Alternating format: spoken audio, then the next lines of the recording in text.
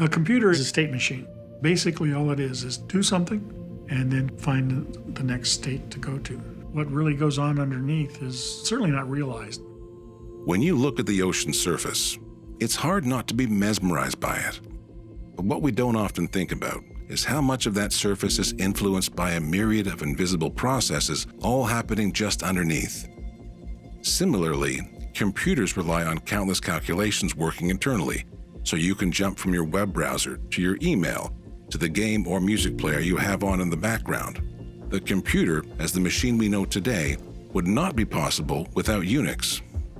In the days before UNIX, computers were massive things, roomfuls of things. A single computer does a single thing at a time, and very, very expensive. Suddenly, there was the mini-computer revolution. It took the insight of two bright computer scientists, Ken Thompson and the late Dennis Ritchie, who with very different but complementary skill sets were able to put their heads together and launch what would become the forerunner of the modern-day operating system. UNIX was built for me. I didn't build it as an operating system for other people. I built it to do games and to do my stuff. I was always into games. Games was my thing. I used to play pinball machines, and I would pick the lock in the back of the pinball machines. Then I'd study the diagrams that I had. That's where I learned a lot of this kind of logic. I pretty much did the initial UNIX work. Then when UNIX was up and running on a PDB-7, Dennis came along and started writing programs with me on it.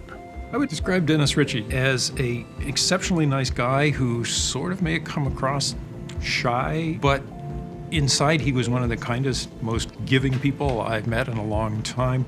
He was sharp. He was much more mathematical than I. Once he got an idea, he was almost bulldog. He just worked on it until it happened. We worked very, very closely for very many years. There was one point where they each wrote a piece of code to do something, some small library function kind of thing. And when they compared their versions, they were essentially identical. So their thinking processes were very, very similar. Sometimes inventions come from an individual's pursuit to push the limits of existing technology for their own use. Often, this pursuit ends up benefiting us all. Together, Thompson and Ritchie eclipsed existing limits to develop UNIX, and their work has given us access to a dimension that existed inside the computer from the very beginning, one that now lives on as their legacy, always lying just beneath the surface of our everyday lives. There's no user in UNIX. There's no third person. It's first person. It has no more than it needs. It just does what it's supposed to do. I think that that's the difference between UNIX and operating systems before UNIX.